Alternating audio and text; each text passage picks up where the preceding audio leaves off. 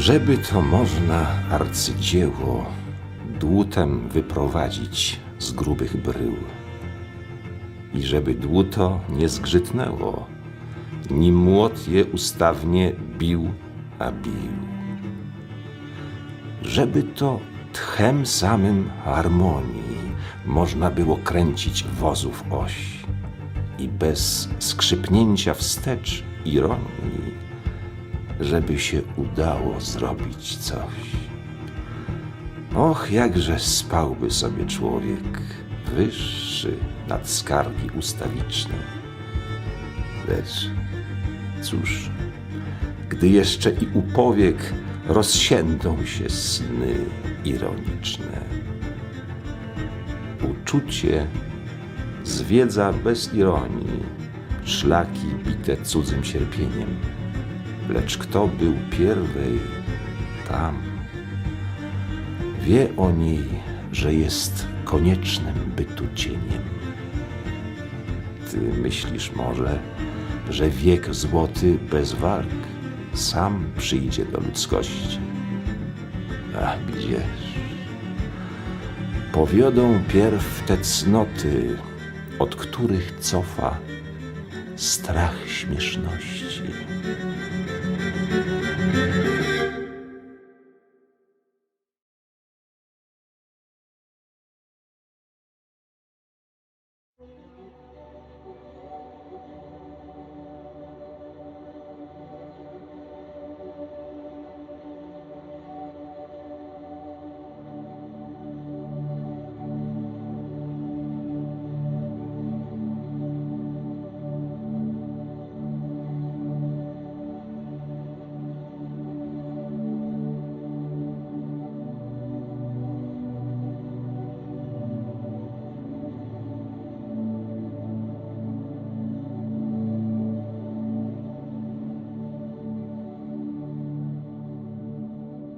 Norwid zajmuje dzisiaj ważną pozycję, ważne miejsce w kulturze narodowej, w kulturze polskiej. Właściwie jest patronem nowoczesnej inteligencji polskiej. Powiem szczerze, że dla mnie jest takim właśnie pisarzem. Oczywiście XIX wiek, XXI to są różne czasy, te różnice epok, przyzwyczajeń, kultur, obyczajów oczywiście tworzą tą jakąś barierę między nami, ale jeśli się głębiej wczytamy w to, co w tej poezji, w tych jego listach, w jego publicystyce, w jego pracach artystycznych stanowi tą głębinową osnowę, odkryjemy wspólnotę. Ta wspólnota dla mnie to jest wspólnota sensu, poszukiwania i wskazywania na to, że warto szukać sensu w życiu i że życie jest czymś bardzo serio, co nie oznacza, że mamy chodzić posypani popiołem i w łosienicach i ponure miny straszące ludzi wokół obnosić. Norwid był ironistą, humorystą, potrafił żartować, potrafił dworować i z siebie, i z innych, z dystansem. Więc był człowiekiem, który inteligentowi naprawdę może przyświecać jako po prostu patron. I tak go zresztą okrzyknięto już w dwudziestoleciu międzywojennym jako właśnie patrona inteligencji polskiej. Wskazywano na Norwida. Masz być piórem nieprzesiąkłym wodą przez bezustanne wichrów i nawałnic wpływy, lecz piórem, którym ospę z krwią mięszają młodą, albo zawartkie strzałą przytwierdzają grzywy.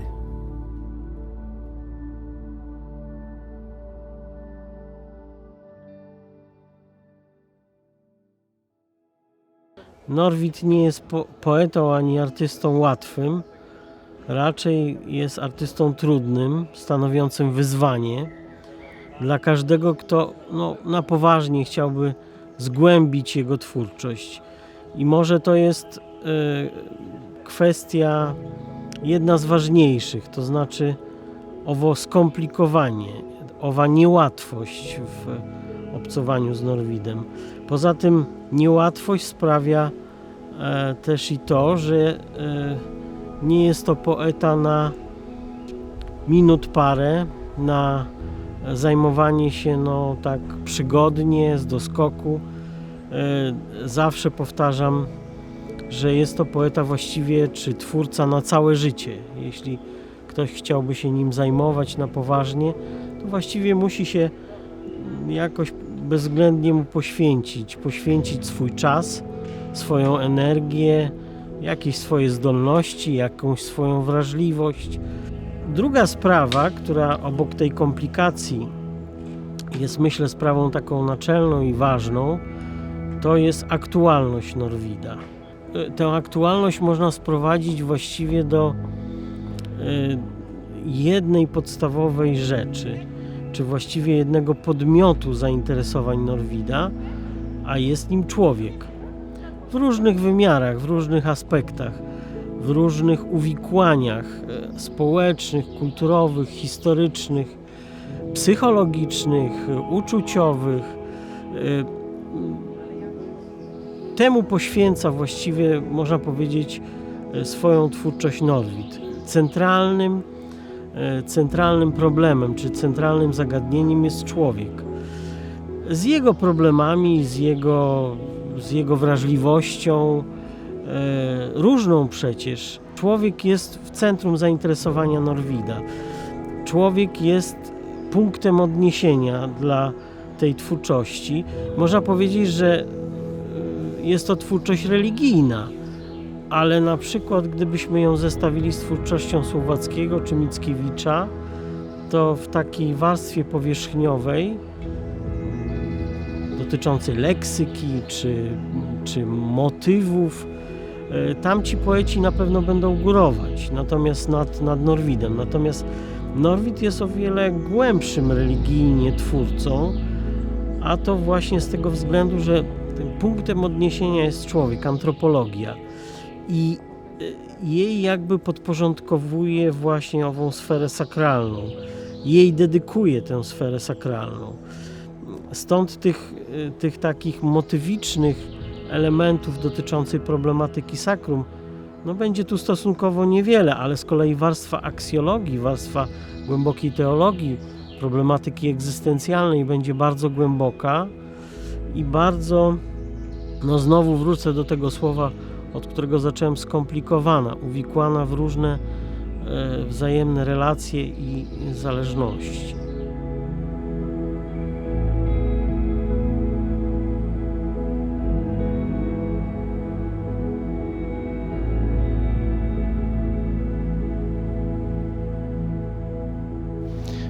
Norwid był wierzącym, głęboko wierzącym człowiekiem, katolikiem, praktykującym, ale to byłoby za mało, żeby powiedzieć o religijności tego człowieka. Dlatego, że on wielbił Boga przede wszystkim swoją myślą. To był jeden z najwybitniejszych intelektualistów katolickich XIX wieku. Był człowiekiem, który dawał jasne świadectwo wierności Kościołowi, co wyraźnie podkreślał na tle pojawiania się prądów liberalnych w XIX wieku.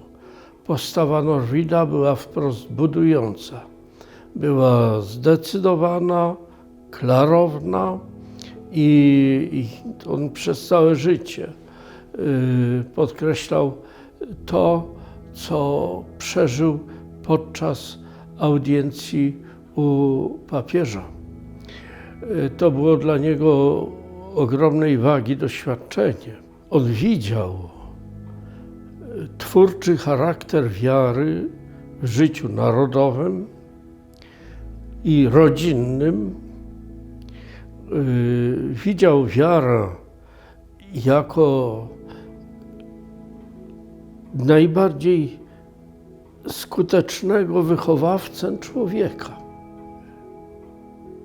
Był człowiekiem bardzo wewnętrznie zintegrowanym, ale w oparciu o co? O przekaz religijny. Dokonała się bardzo duża integracja wewnętrzna tego człowieka. Również jego propozycje poetyckie, literackie, filozoficzne odnośnie egzystencjalizmu, odnośnie tego, co konstytuuje człowieka, miały jasny i niezbywalny punkt, a to jest wiara. I stąd jego humanizm jest humanizmem człowieka, który widzi siebie i innych ludzi otwartych na misterium boskości. I to jest bardzo ważne w zrozumieniu przesłania norwidowego.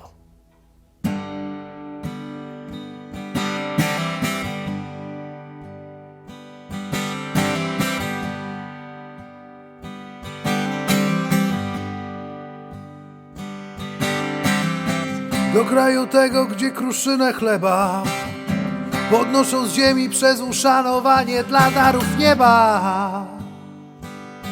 Tęskno mi, Panie.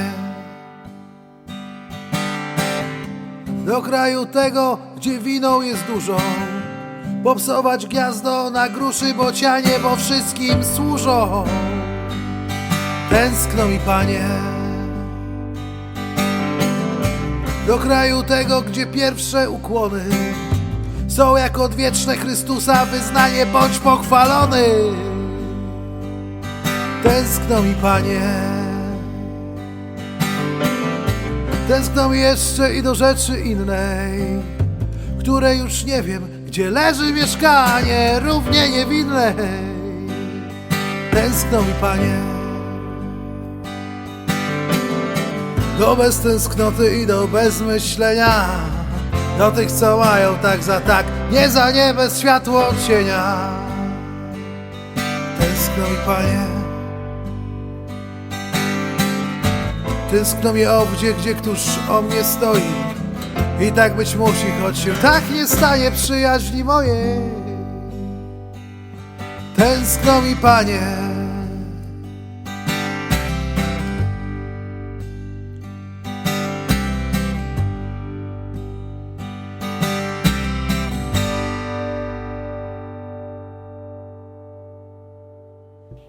Norwid fascynuje i pociąga nas dzisiaj tym, że jest nam współczesny i jest nam bliski w sposobie myślenia. On nie jest archeologią.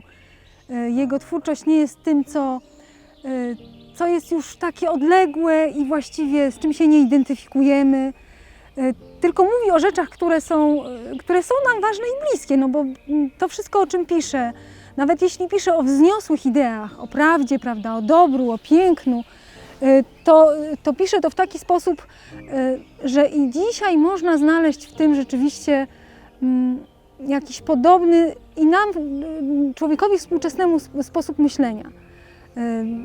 To, że przede wszystkim patrzy na człowieka, na to, kim człowiek jest, czego szuka w życiu, w rzeczywistości, w relacjach z innymi. Jest trudnym poetą, bo ta myśl jest często zawiła i taka, jakby często jest nam trudno do tego dotrzeć. I też takim Norwidem bardziej bezpośrednim jest na pewno Norwid Plastyk, bo obraz przemawia do nas bardziej bezpośrednio, prawda, bo trudno skomplikować go tak jak słowo pisane. Chociaż też i taką skłonność miał Norwid w tych swoich kompozycjach, często symbolicznych. Gdzieś tam próbował te swoje myśli zawrzeć i pisano o nim, mówiono, że to wszystko właśnie takie jest zawiłe i że dopiero kiedy on wyjaśnia sam obserwatorowi, to wtedy rozjaśnia się i to rzeczywiście widać właściwe znaczenie i sens tych kompozycji i tego, co one tak naprawdę mają przedstawiać. Miał taką skłonność do symbolizowania, ale też takich ciekawych obserwacji bezpośrednich jest u niego bardzo dużo. Fantastyczne portrety chociażby, takie życzliwe, ale też ironiczne spojrzenie na człowieka. No, stąd właśnie dużo karykatur, które nie są tylko takimi zjadliwymi, prawda, jakimiś, czy wręcz obraźliwymi podobiznami, tylko próbuje dotrzeć do tego, co jest istotą, no właśnie, jakichś takich słabości ludzkich, czasami śmiesznostek, ale patrzy na to z takim życzliwym okiem. Też w historii człowiek go zajmuje jako ten właśnie, jako no, taka jednostka, która właśnie gdzieś tam działa, buduje i na zasadzie jakichś relacji. To samo jest w plastyce. U Norwida właściwie nie ma pejzażu, nie ma takich jakichś scen, prawda, widoków pejzażowych. On nie rejestruje rzeczywistości tej fizycznej, materialnej. Interesuje go człowiek. Wyraz twarzy człowieka, jakieś gesty. Bardzo często koncentruje się na gestach i to jest też widoczne w jego literaturze. W poematach chociażby, kiedy zarysowuje sceny między postaciami, bywa tak, że te postaci między sobą niewiele mówią, a właśnie gesty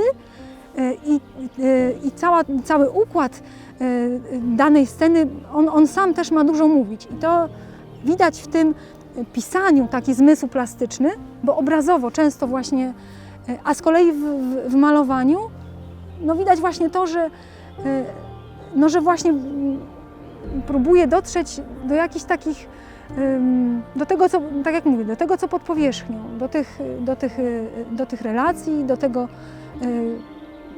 jakby kim człowiek jest. To kiedyś powiedziano, że on szuka człowieka wiecznego. Sam Norwid o tym pisał, o tym wiecznym człowieku. Człowieku, który właściwie nie zmienia się. Czy to jest człowiek, prawda, z dawnych dziejów, czy dziś, czy jutro, to te prawdziwie ludzkie problemy i to, co człowieka tak naprawdę zajmuje, no właściwie nie zmienia się, prawda? Dążenie jakieś do wzniosłości, prawda? No to, co Norwida zawsze interesowało, czyli relacja z Bogiem. Był głęboko wierzący i to też jest widoczne w twórczości, mimo że twórczości takiej ściśle religijnej nie za wiele u niego jest, literackiej, w plastycznej jest tego dużo więcej. No, więc człowiek i jego relacje między ludźmi, między Bogiem, między tym, co no oczywiście za tym idzie później dalej społeczność, społeczeństwo, prawda, jakieś obywatelskie obowiązki, ale one też wychodzą od relacji takich międzyludzkich. Nad stanami jest i stanów stan, jako wieża nad płaskie domy stercząca w chmury. Wy myślicie, że i ja nie Pan, dlatego że dom mój ruchomy z wielbłądziej skóry. Przecież ja aż w nieba łonie trwam, gdy ono duszę mą porywa jak piramidę. Przecież i ja ziemi tyle mam, ile jej stopa ma pokrywa, dopokąd idę.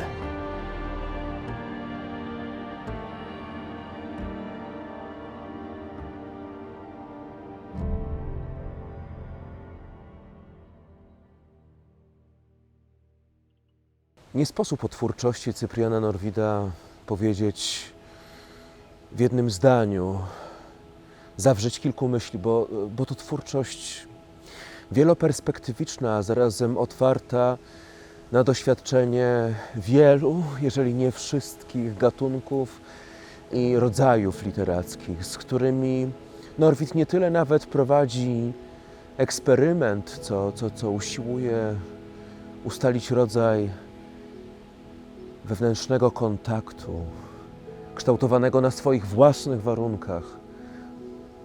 Dzieła Norwida są dziełami od początku do końca stanowionymi przez niego samego.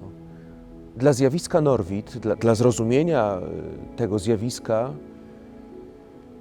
czasami mówi się, trzeba zanegować całą historię literatury.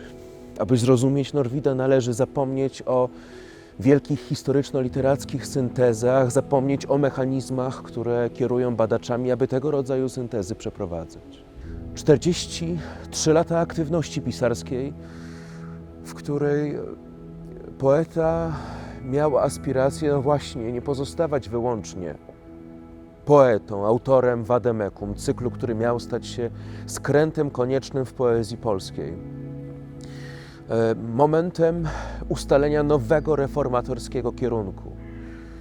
Cyklu, który Norwid pisał z wiarą, że teraz, gdy rozpocznie się służba dziennikarstwa, publicystyki społecznej, kiedy literatura zacznie działać w służbie nauk, będzie mogła zarazem poświęcić się kontemplowaniu swojego własnego przedmiotu w stanie czystym. Norwid wierzył, że od tego momentu zacznie się tworzenie i wytwarzanie literatury w stanie czystym. To usiłował przekazać cyklem literackim Vademekum. Norwid jest dla mnie podwójnym układem odniesienia. Z jednej strony ze względu na swoje badania, w których zawsze staram się akcentować nowoczesność norwidowskiej poetyki oraz pokazywać coś w rodzaju długiego trwania Norwida oraz odpowiedników tego poety w wielkich literaturach innych narodów. Pokazywać, że przypadek Norwida to przypadek charakterystyczny także dla innych literatur. Niemcy mają Hölderlina, Amerykanie Emily Dickinson, my mamy Norwida. A powiedziałem o tym, że jest to podwójny układ odniesienia, ponieważ Norwid jest dla mnie także odniesieniem poetyckim. Przede wszystkim ze względu na swoją koncepcję piękna. Z nią rozliczam się bardziej w swoich wierszach i poematach niż z koncepcją słowa. Koncepcja piękna, koncepcja estetyczna wydaje mi się czymś, co nie traci nic ze swojej siły. To jest taki absolutny układ wartości, układ odniesień, który wydaje się nie do zniesienia, do uznania nawet w dzisiejszym świecie postmodernistycznych ujęć.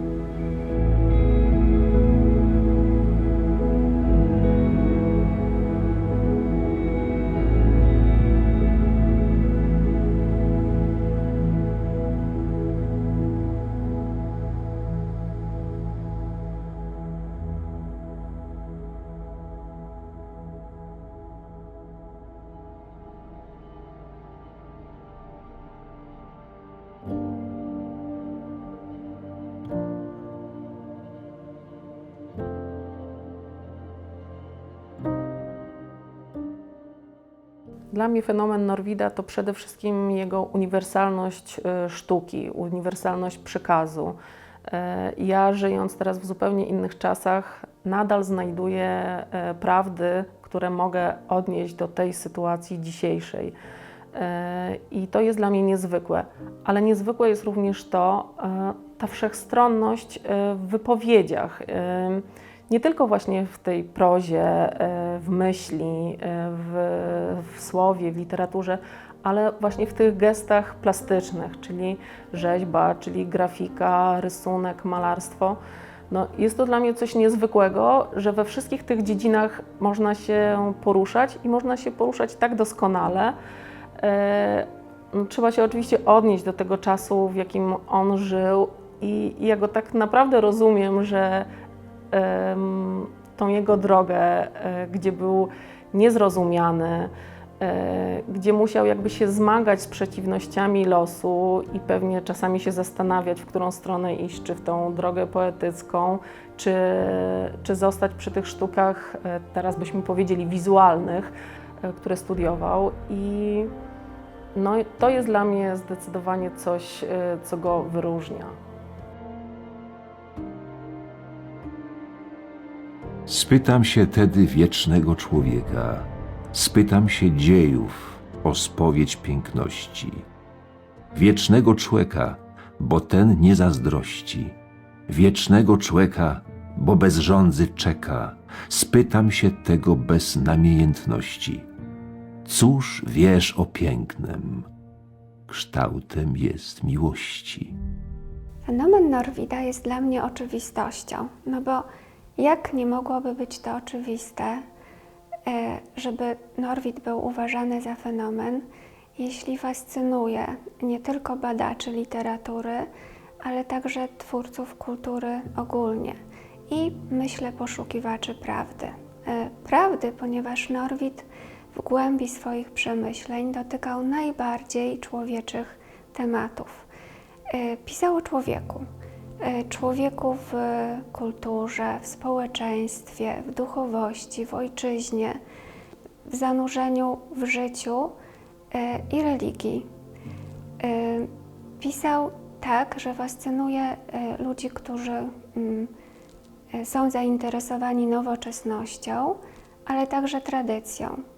Dla mnie samej Norwid jest poetą sprzeczności. On jest rozpięty między dwoma biegunami. Między, no właśnie, nowoczesnością, na przykład formy, no to już taka utarta fraza, że wyprzedzał swoją epokę o co najmniej 100 lat, jeśli chodzi o strukturę jego utworów, zwłaszcza poetyckich, ale z drugiej strony, na przykład jeśli chodzi o strukturę zdania, o składnię, wręcz sięgał po zdania staropolskie. Na przykład mówi się o tym, że czasownik kładł na końcu zdania. Młody mój przyjaciel ów. No teraz tak się nie mówi. Te takie dwa bieguny skrajne, nowoczesność i staromodność, jest uważany za najgłębszego polskiego poetę religijnego, wręcz ortodoksyjnego, jeśli chodzi o wiarę katolicką, ale z drugiej strony był niesamowicie otwarty także na inne religie. Uważał na przykład Sokratesa czy Spartakusa za męczenników przedświtu chrześcijaństwa. Fascynował się sinologią, buddyzmem, innymi wiarami. Myślę, że dlatego, że poszukiwał prawdy i widział to, że jeśli ktokolwiek, jakakolwiek myśl także goni za prawdą, szuka prawdy, to jej nie ukrócał, nie eliminował jej, tylko tak jakby wciągał w świat swoich myśli i swojej tematyki.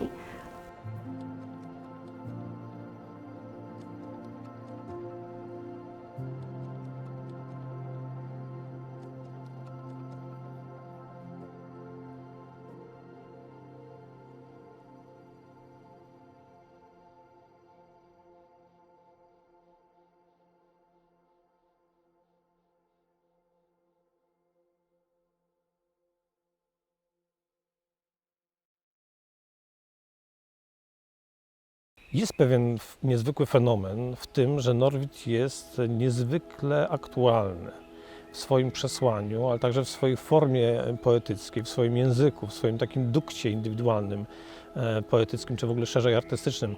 Jest aktualny i to spotykam dowody tego ciągle i w bardzo zaskakujących momentach, dlatego że o ile wszyscy znają twórczość Mickiewicza niewątpliwie lepiej, tak kulturowo, on jest silnie obecny w przestrzeni kulturowej Mickiewicz niż Norwid. Mickiewicz przecież zajmuje także znacznie więcej miejsca, choćby w programach szkolnych. O tyle rzadko spotykam ludzi, którzy czytają współcześnie Mickiewicza dla przyjemności, którzy Mickiewicza czytają do podróżki, dla których Mickiewicz jest ważnym nauczycielem czy przewodnikiem po ścieżkach życia. Nie. Mickiewicza się czyta, bo wielkim twórcą był. Ewentualnie czyta się go dlatego, że pisał świetne teksty, plastyczne, dynamiczne, doskonałe, jeśli chodzi o formę poetycką. Natomiast ciągle spotykam ludzi, i to wcale nie specjalistów, właśnie przypadkowe osoby, które czytają Norwida i są przejęte Norwidem. To są najdziwniejsze spotkania, łącznie z tym, że kiedyś rozmawiałem przypadkiem z ochroniarzem na Uniwersytecie Warszawskim, który, jak się dowiedział, że zajmuje Norwidem, zaczął cytować Norwida. Pan, który pracuje w ochronie, i takich spotkań jest wiele. To pokazuje, że Norwid jest żywy. A dlaczego jest żywy? Dlatego, że właśnie jest aktualny, że on skupiał się na problemach człowieka, na problemach, które się właściwie nie zmieniają. Zmienia się rzeczywistość, a człowiek, jego istota, jego zadanie jego powołanie do bycia w świecie jest takie samo 100 lat temu czy 200, jak i dzisiaj. I dlatego tak Norwid silnie do nas przemawia. Dlatego też, że on był niezwykle subtelnym, a jednocześnie przenikliwym obserwatorem rzeczywistości i kondycji ludzkiej, że właśnie ten człowiek i jego problemy, jego zadania, jego wady, także jego zalety, rzecz jasna, były w centrum jego uwagi. I kiedy się czyta Norwida, to zaskakująco wiele treści przystaje do naszych czasów. Zaskakująco wiele treści opisuje nas tu i teraz, nas, ludzi XXI wieku. I myślę, że ten fenomen Norwida w dużej mierze zasadza się właśnie na jego aktualności, na tym, że jego obserwacje, jego tezy, jego oceny często się w ogóle nie zestarzały. Mnie bardzo bliskich jest wiele sformułowań, wiele myśli, które wręcz przyjmuję jako takie swoje motto życiowe czy credo życiowe. Począwszy od zdania z wiersza Dwa guziki z tyłu, że dzikość stąd pochodzi, że się jest jednostronnym. Bardzo ważna dla mnie uwaga, żeby właśnie nie być jednostronnym, żeby szukać zawsze drugiej strony, żeby myśleć jakoś szerzej i patrzeć nie tylko z własnej perspektywy. I takich myśli jest wiele, które mi towarzyszą nie tyle jako badaczowi Norwida, ile jako człowiekowi po prostu, który stara się przez teksty zetknąć z żywym poetą. Oczywiście fenomen Norwida w takiej kulturze popularnej z kolei jest jeszcze inny i to można oceniać negatywnie, ale wydaje mi się, że ma to też walory pozytywne. Mianowicie ta czarna legenda, o której wspominałem, uproszczona legenda życia i twórczości Norwida, taka klisza pewna kulturowa, to zjawisko Norwid, nie tyle Norwid prawdziwy, ile zjawisko Norwid, które w kulturze funkcjonuje, i jednak właśnie funkcjonuje nawet w postaci memów chociażby internetowych dzisiaj. Jeśli zajrzymy do internetu, to się okaże, że Norwid, jego portrety opatrzone jakimiś tam celnymi dopiskami czy komentarzami też funkcjonują w sieci. Czyli jakoś się go wydobywa nawet w taki sposób. I myślę, że ta legenda tego nieszczęśliwego w sumie życia, a pewnego triumfu pośmiertnego też jest nośna. I wielu, zwłaszcza młodych ludzi, zwłaszcza w takim wieku buntu i naporu, gdzieś tam liceum, koniec szkoły podstawowej, to są właśnie osoby, których przyciąga taki Norwid. Norwid samotny, Norwid opuszczony, Norwid zapomniany, a jednocześnie wielki. I jeszcze jedna ważna rzecz, która jest mało podnoszona, a wydaje mi się istotna. Bezkompromisowość Norwida. Taka jego postawa wiary, niezachwianej wiary w to, co wydaje mu się słuszne, co uważa za wartościowe, co uważa za ważne. I on był rzeczywiście nie tylko głosicielem takich praw, lecz także je w praktyce realizował. Płacił za to dużą cenę przecież, odrzucenia, niezrozumienia, konfliktu z kolejnymi środowiskami, bo upominał się o to, co wydawało mu się ważne, bo krytykował to, co wydawało mu się złe, bo dążył do jakichś swoich celów i wartości. Taka bezkompromisowość, taka wiara, niezachwiana wiara w dobro, swoiście rozumiane oczywiście, bo nie każdy się może z nim zgadzać, ale jednak konsekwentna, jest też postawą niezwykłą współcześnie i ważną, myślę, dla nas dzisiaj zawsze, żeby taki Norwid był obecny w przestrzeni publicznej. Wystarczy poczytać jego choćby listy.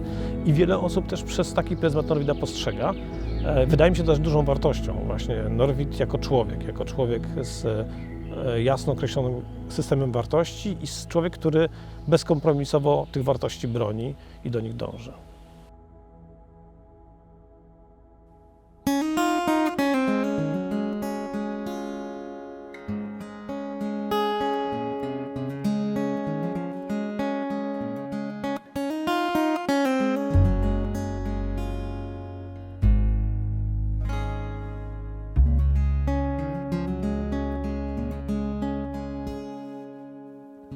Czemu mi smutno i czemu najsmutniej? Mamże ci śpiewać ja, czy świat i czas? Och, bo mi widmem strój tej wielkiej lutni, w którą wplątany duch każdego z nas.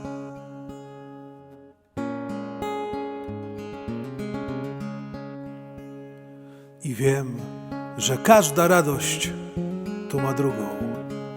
Poniżej siebie przeciw radąze. I wiem, że każdy byt ma swego sługę. I wiem, że nieraz błogosławiąc klnę.